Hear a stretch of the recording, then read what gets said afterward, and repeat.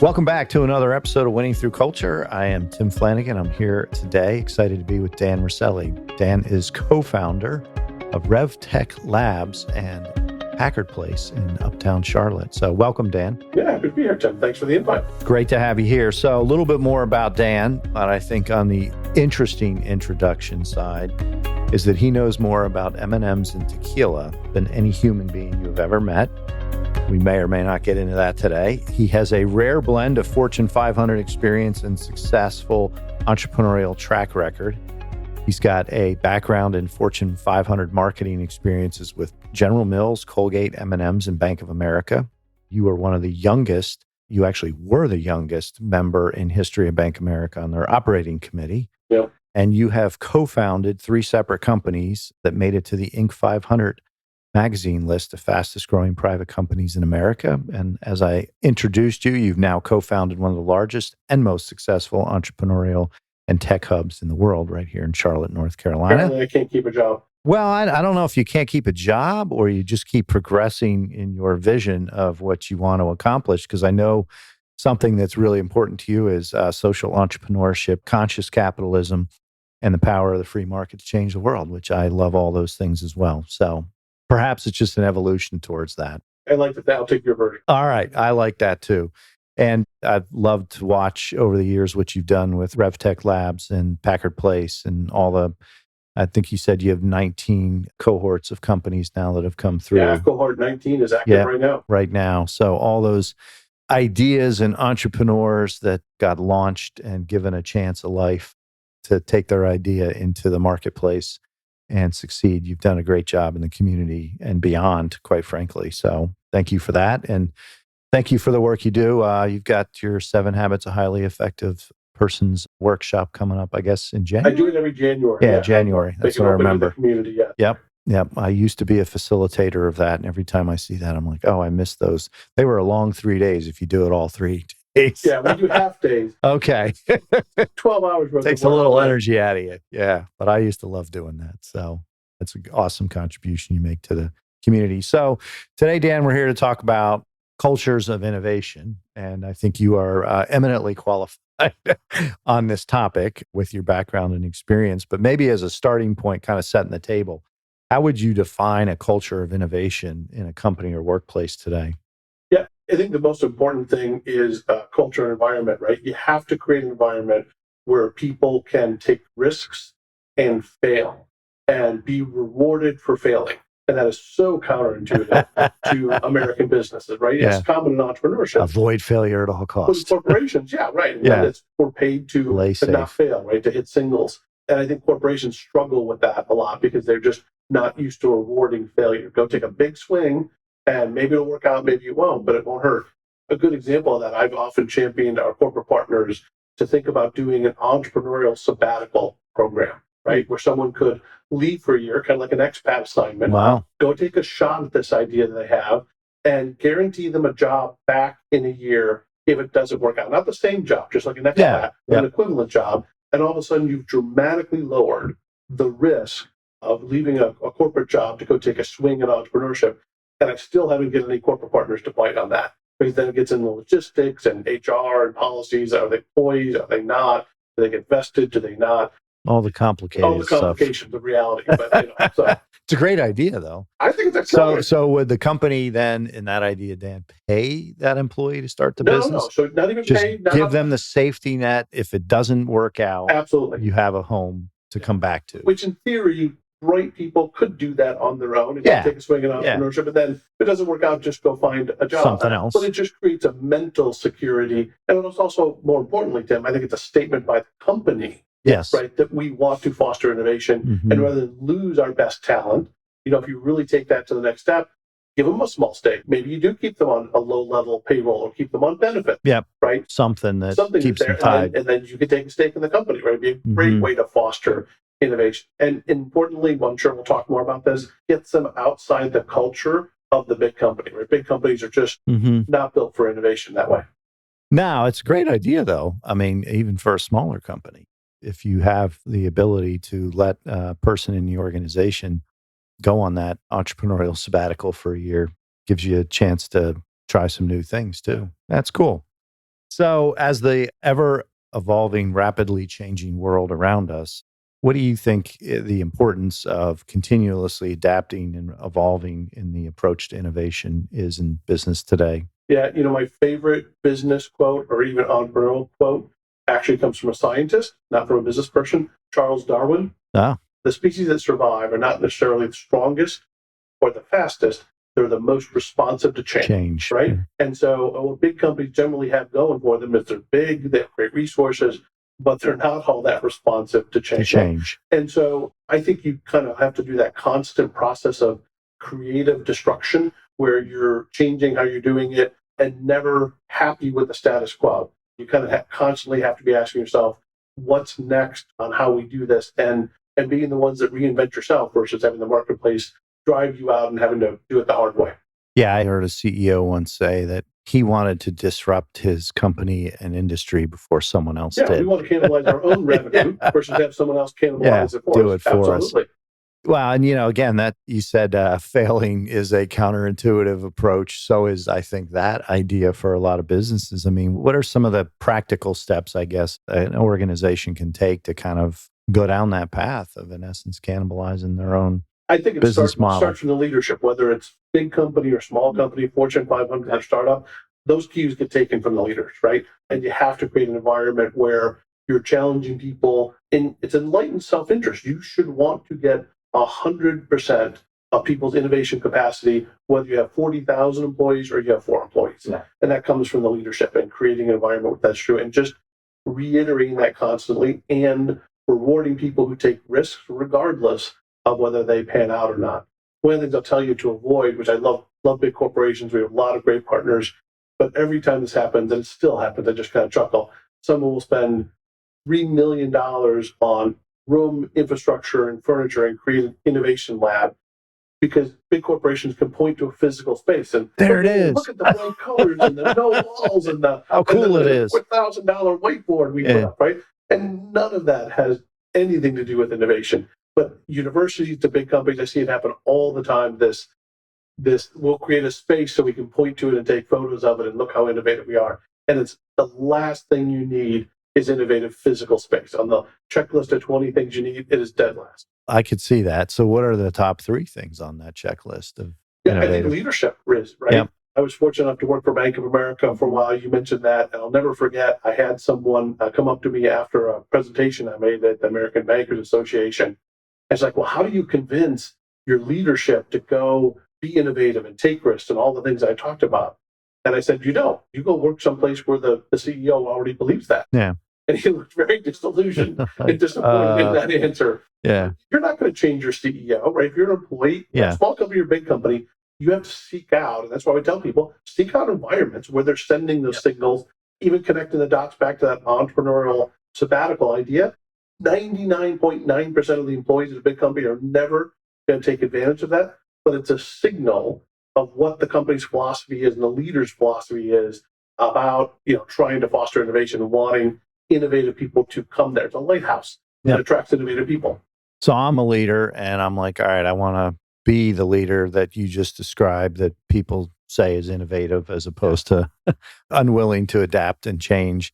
I mean, the sabbatical idea is an amazing idea. What are some of the other things as a leader I need to be considering doing to really, as the leader, model the behavior of fostering an innovative culture? Yeah. The number one recommendation I have is ask the team. Okay. You have a brain trust of people. You have a bigger brain trust than most people do. Sometimes it's 2 or 3 people, sometimes it's thousands. They're going to come up with great ideas. Mm-hmm. If you threw that challenge exactly as you described it to me out to the team, and be prepared to be uncomfortable with the responses, right? If you're not uncomfortable as the leader, it probably means you're not being open enough to being pushed on it.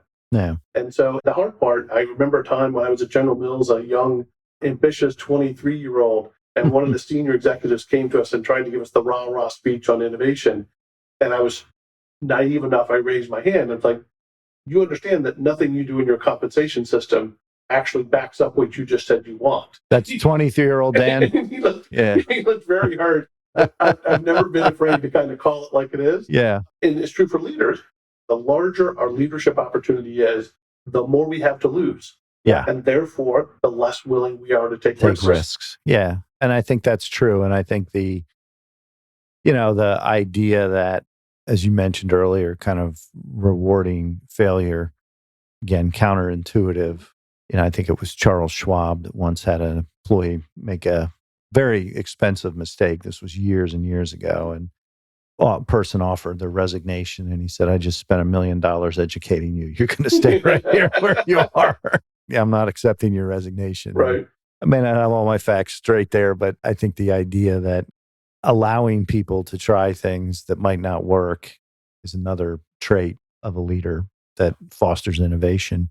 And then I think the transparency of what it is that you yourself as a leader are ultimately willing to try to adapt and be different. Yeah, I think most leaders, and you kind of said this even in your comment, feel the burden is on them to create this. It's not. Yeah. Your burden is to unleash potential people. And people. Yeah. We've talked about a few of these, but are there other barriers or challenges organizations face in trying to create a culture of innovation? Yeah, certainly public companies face the profit pressure. Right? Yeah. Everything is such short term. How is it going to deliver revenue or profitability now? And that's just not how innovation works, right? So I think private companies, whether they're billion-dollar private companies or startups, have an advantage there. I've also found a lot, especially in our work, a lot of public companies love working with accelerators and in the ecosystem we play because they can monitor that, help guide it, and to sometimes be advisors for it without having to own it and control it, right? So I think for big corporations, sometimes the sense that we need to be innovative within our walls is where people get locked into the blinders way too fast versus how do we assess, engage, and be aware of the innovation that's happening in the world. You don't need to control the innovation to be able to capitalize on it, right? And I think corporations are learning that more and more. Yeah, I think that's a great point. I remember going to one of your live fintech sessions pre-COVID, and I went, somebody said, what are you going to that for? And I said, I want to see what's coming down the pike in the financial services space around the intersection of technology and finance. And it was a great couple of days. I mean, you guys had some great speakers and some really interesting things. So again, trying to get out ahead of where you are and see what's coming is probably another big thing. We actually describe our work sometimes as an early warning radar system, right? The very farthest out in terms of people who are starting companies. Where's the heat map of where people are starting companies and in what space? Yep. I think a lot of people automatically equate technology with innovation, but that is not necessarily the case. Right. I mean, where are places you're seeing innovation now in the organizations you guys are supporting? Yeah, so we deal with a lot of early stage companies, primarily Series A. And lots of times it's taking existing technology and just implementing. We have a lot of founders who will get up and say, this industry has operated the exact same way for the last 30 years. Yeah. And even though the technology to change has been out there for 10 years, no one has done that. Very rarely with the founders creating truly new technologies, they're creating new ways of implementing that and creating in a way that is usable and functional. It's just really hard for battleships, big corporations to move, right? Yeah. And so if you can get someone that can build a platform that uses existing technology but makes the process more efficient, makes the end user experience that much better, and then they can go acquire them for $50 million versus try and build it on their own, that's a path that most companies like at this point. Well, and I would think the one thing that is probably prevalent in innovation today is the user experience, the client experience. I mean, talk a little bit about that, if you would, for a minute, Dan, because it was a great point you made. The integration of technology into our lives is pretty prevalent. It's how do you utilize some of these tools in a way that haven't been utilized before? Yeah. So a couple examples. One of my best recommendations for folks is to, especially when it comes to user experience and innovation, is get outside your industry, right? Customers do not live, or clients don't live in a silo that is only your industry. They're exposed to everything from travel to restaurants to Amazon, and their expectations about how the experience is going to be is driven by the very best in class across industries. Yeah. And that's part of the problem that financial services, I think in particular, and insurance as well, has lagged behind, is the user experiences in lots of categories have gone so far ahead. And the younger the consumer, the more the expectation that this ought to work this way, regardless of what industry I'm interacting with. So that's number one, get outside your industry. I think the other one that's interesting is there's a lot of technology that has been used for a long time. I'm going to talk about AI and machine learning, right? The buzzwords. Before it was blockchain or crypto, right? The buzzwords. All the buzzwords changed. And it's funny, we had a lot of entrepreneurs pitch 5 years ago that we're a blockchain company. I remember that. and there is no such thing as a blockchain company. Blockchain is a technology. The technology, not a company. You to do something of value, right? Yeah. But blockchain could be an underlying technology, but you're not a blockchain company. You're a payments company or you're a lending company utilizing blockchain to do the same thing. AI is the same way. There's no such thing as an AI company. There's companies that use AI in order to create value, again, through one of those avenues. And it's also interesting that everyone, and I don't think we want to go down this rabbit hole in this podcast, Tim, but the folks who talk and been using machine learning and deep language learning for a long time are all of a sudden now AI companies. And people put AI on a whole bunch of stuff that's not actually AI. Yeah. I know that's a shocker for your listeners. Yeah, well, it's, yeah. We won't go down that rabbit hole, yeah. But I mean, I think the machine learning, again, is a good example of a technology that's been around fairly long time that is finding new applications. So as you think about if I'm a large or small company and I'm like, all right, we need to be more innovative, where do you start? Yeah. I think part of it is creating the right culture, right? So start with leadership. So leadership first. Yeah, it creates the culture of walking the walk, of allowing people to take risks and celebrating that, not penalizing that, even when it doesn't work out. The third thing that I find people do wrong, big and small companies, is we're so focused on efficiency. Okay. Efficiency is inversely correlated with innovation, in my opinion. Got it. The idea of let's get outside your industry. And you talked about this earlier, coming to one of our events. So you're a good person to the role model saying, hey, I'm doing something out of my normal peer group, right? None of my peers are going to be at this session, but I'm doing it because it changes the way I think and allows me to see what's coming. And the whole idea of looking at outside your industry, well, none of that's efficient. It's great for innovation, but none of it's efficient. So I think you have to create physical mechanisms that allow people the time and the mental freedom to go look at that. That's where ideas come from. They don't come from doing the 10th version of the same widget. Sitting in a meeting. Right? Talking about it, iterative efficiencies of whatever. Okay. So leadership, setting the tone, creating a culture that embraces change and failure, because that's a part of it. And then ultimately getting outside your bubble, your world day to day, and looking at things through a different lens, through different experiences.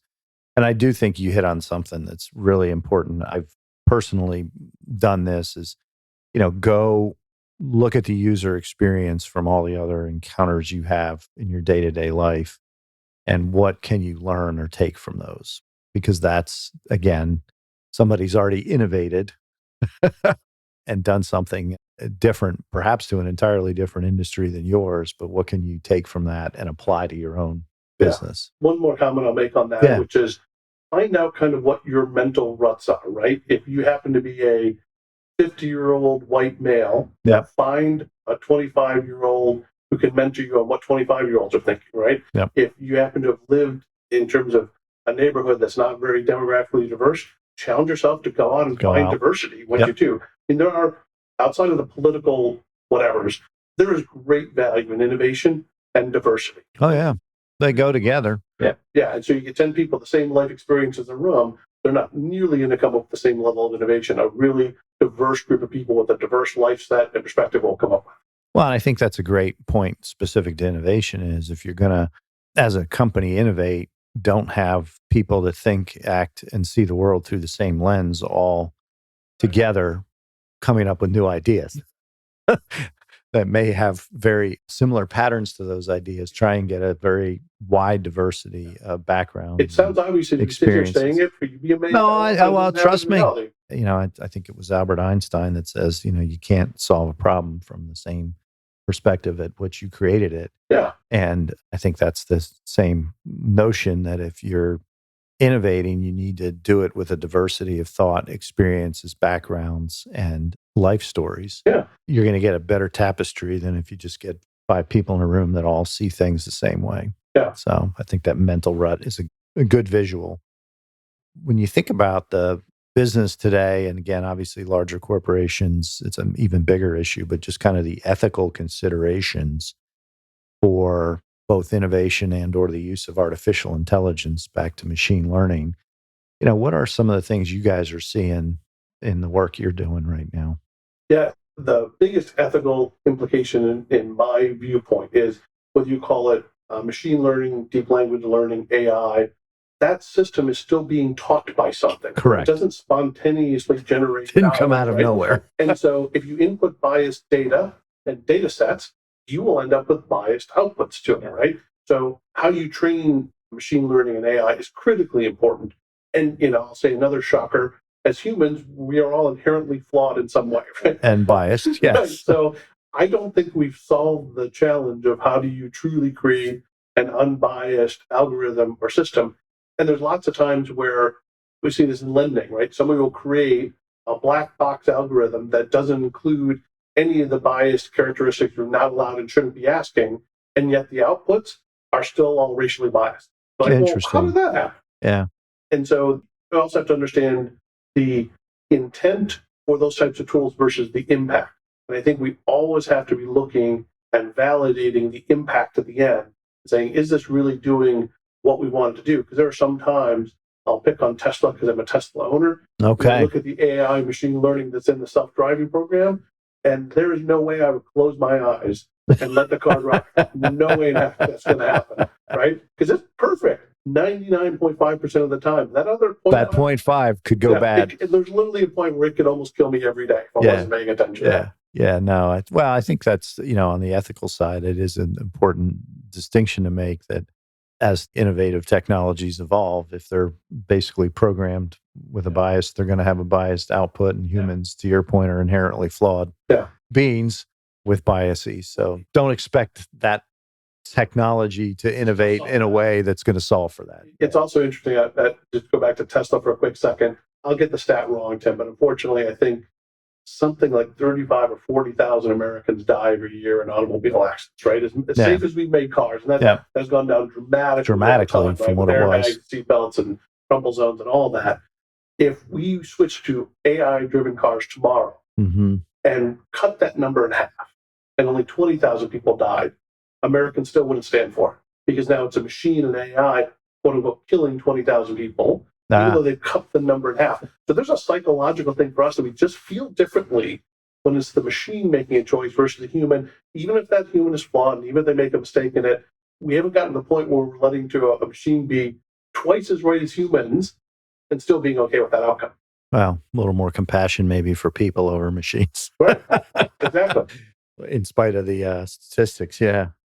As you think about companies that you've worked with, both big and small, again, through the cohorts that you've done with the startups, what's the secret of sustaining innovative culture long term? In entrepreneurship, the most common formula we see is not 22-year-olds in flip-flops and cut-off jean shorts, right? In financial services and insurance, it's people who've had careers. And the formula is, I went and did this for 20 years and saw this pain point, and over 2 decades, no one has still solved it. So I went and created the company that I, as an industry expert, always wanted to see, saw the need for, and no one did.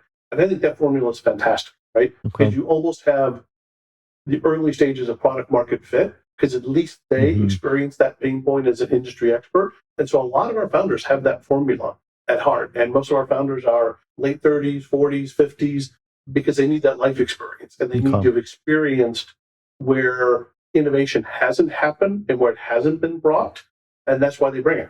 I think that's interesting. The analogy we use a lot in entrepreneurship is, are you selling a pain pill or a vitamin?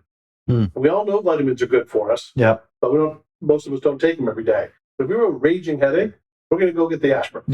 Right? And so we try and figure out, where's their true pain point that innovation hasn't solved yet. And I think entrepreneurs are particularly well suited to go do that, because they're willing to take the risks. One last comment I'll make on that. On day one of our program, I show all of our founders the Steve Jobs video, the Think Different video, if you remember that from 15 years ago, and all these world-class change agents and thinkers. And what I tell the class is, if you're sitting in one of these chairs in RevTech Labs and you've been selected as one of the 15 founding companies out of 450 applicants, you are not a normal human being. You are not in the standard deviation of humanity, right? You're just not in terms of risk tolerance, innovation. And I think finding those folks, and I think whether you're a big company or not too, finding those folks who are not normal human beings and are outside that standard deviation, I think drive disproportionately innovation. Well, and I think that's a good point too. Kind of getting back to culture of a company. Are you embracing sameness, or are you embracing, again, a diversity of, because I would imagine from my own experience, and certainly I'd love to hear yours, Dan, but some of the people might have some personality quirks that not fit in, so to speak, in a quote unquote normal culture. And that's why I said, as leaders, if you're trying to foster it, you have to be ready to be uncomfortable. Yeah. Because if you're not in that mindset, those potential people on your team, they are going to make you uncomfortable. Yeah. Another great reference that a lot of people probably know, the book about Lincoln's Cabinet, Team of Rivals. Yeah, Team of Rivals. Right? Where they talk about, again, different life perspectives. But if you can find and get that team rowing in the same direction, by alignment with mission, by alignment with what we're trying to do for customers, that really diverse team can be really impactful. But it takes more work and it takes more effort, and not all leaders can do that. But the leaders that can unleash that with a very diverse team that make each other uncomfortable, find a way to work. So the long-term success of an innovative organization is the leaders continually keeping the team diversified enough, in essence, with how they approach things to continually find new opportunities. And I think you said something also that is important to note, which is a lot of innovation comes from solving long-standing problems. It's not this completely new, groundbreaking idea. They come along too, but they're probably very rare compared to somebody identifying an issue that hasn't been solved for before and coming up with a solution. Right. It's incremental steps forward. And I'll go back to my own personal experience at B of A, again, being brash at 31, 32 when I joined Bank of America. I'm sure they had people that had 3 times the experience. Somebody was 52 interviewing for that job. And I remember saying, if you want someone to maintain the status quo, don't hire me. Don't hire me. Right? Because I'll be miserable. I'll make you miserable. I'll leave. Which is a very bold thing to say when you're interviewing for a job. When you're 31 years old and you're kind of, you got to lose, right? Yeah. And I think you're looking for people who are willing to be those internal change agents. But I also, you also are disruptive internal to the organization. It doesn't make it smooth sailing. It makes it more productive sailing. Yeah, and I think that person runs the risk, again, depending on the organization, of basically being run out as a virus from the system. I give you many analogies that are probably inappropriate for the podcast. So yeah, I'll save that later. But yes, the status quo wants to push out the innovator. Yes, the corporate antibodies fight back. They fight back. Yes, I can speak to that myself. So let's switch gears, though, to a more inspiring story of either an individual team or an organization, who have made a significant impact through their innovative efforts. I mean, I'm sure you have several stories, but anyone come to mind? Yeah, there's a bunch, especially in the financial services space, right? I mean, look at what Plaid has done on democratizing access to consumers' information. If listeners don't know, Plaid basically allows startups to get access to bank information through a common interface versus trying to have to go work with all the banks. Even look at what SoFi did, right, in the lending space, and all the way back to Elon Musk things at PayPal, right, which was really the first major kind of digital payments platform. Those things that sound relatively easy, saying, hey, we're going to give you a digital payment option, right? Mm-hmm. You can say what it is in a sentence, but the impact it's had on the industry and people's lives are just massive and tremendous. I think those things will continue to come around. And I think financial services and people always talk about fintech and whether it's peaked, declining, still in the ascent, the integration of how money moves and how finance happens and industry happens across industries is getting more and more integrated. There's a lot of people I will talk to who consider Uber's true innovation more fintech oriented than anything else. The fact that you could click on the app, pay on the app, tip on the app, never have to touch your wallet, never have to worry about it, is as innovative as the matchmaking of driver. Getting a ride, yeah. How you pay for that ride, yeah. So I think we'll see that continue. Because taxis fulfill the same service, but again, the app of Uber is what makes it, as a user myself, makes it a lot easier than going and finding a cab and getting a credit card out and figuring out if you have cash. Do they take cash credit cards? Yeah, and you, Phil, as we were talking about COVID, pre-COVID, post-COVID, so many restaurants now have changed that where there's just a QR code on your bill and you click on that, Yep. you pay your bill, you can split it across 4 people at the table. So we talk about sometimes innovation not being revolutionary. We're still paying a bill, but we've made it a lot easier now because I can pay with any options on my phone. I can split it. I don't even have to Venmo folks because I've taken that out of the process because we're splitting the bill. Yeah. And the menu's a QR code too in a lot of places. and you can reorder, which is fantastic. Because I was here last week and I liked it, so I'll do it again. It takes some of the service issues out too. Yeah. Right? You need another drink or a dessert, and you just order it up and go. Yeah, no, it's true. Well, as you think about entrepreneurial businesses, smaller companies, we've talked about a lot of things. Obviously, the importance of leadership, the importance of a diverse workforce, and having a diversity of both opinions and experiences and backgrounds and personalities. Any other things that you would say are really important, critical components if a company really, truly is committed to being more innovative that they need to embrace? Yeah, I think we've touched on a lot of it. I guess I'll take a macro step back and talk about the U.S. as a whole for just a second. Sure. One of the things I think, and politics is such a third wire to talk about, and I'm not going to talk about politics, but we have to figure out as a country the immigration question. One of the things that came up, and you look at innovation from immigrants to the United States, yes, it's disproportionately higher. Right? And I had someone a line I stole from someone that anyone who comes from outside the U.S. get an advanced degree, a master's or a PhD, ought to have a green card stapled to their diploma, right? If they're coming to a U.S. university, I don't care where they're from, we ought to welcome those folks. And if you think about, I think what has driven America for multiple centuries is that we've kind of unfairly sucked the best, brightest, hardworking talent from all over the world to come chase the American dream. And if we lose that as a country, you'll see the impact on us, right? So no matter what your political beliefs are, understanding that great innovators and those non-normal human beings I talk about aren't just born in America. They're born all over the world. But we want them to help drive our economy and drive the world economy too. Yeah. Well, and I think the other aspect there, I mean, we are a nation of immigrants. Most of us can trace our lineage back. I know mine from Ireland, but... Flanagan, really? Yeah, I know. That's a shocker to most people. But we have it all traced back and have family in Ireland. But the one thing that probably is the underlying reality of innovation is risk-taking. And I think one of the dynamics that you're seeing play out in our culture as a nation is a pursuit of comfort and almost a self-focused comfort over taking risk. And, I think to your point, when risk starts to be not only not rewarded, but almost penalized, you really are going to drive the innovation equation down quickly.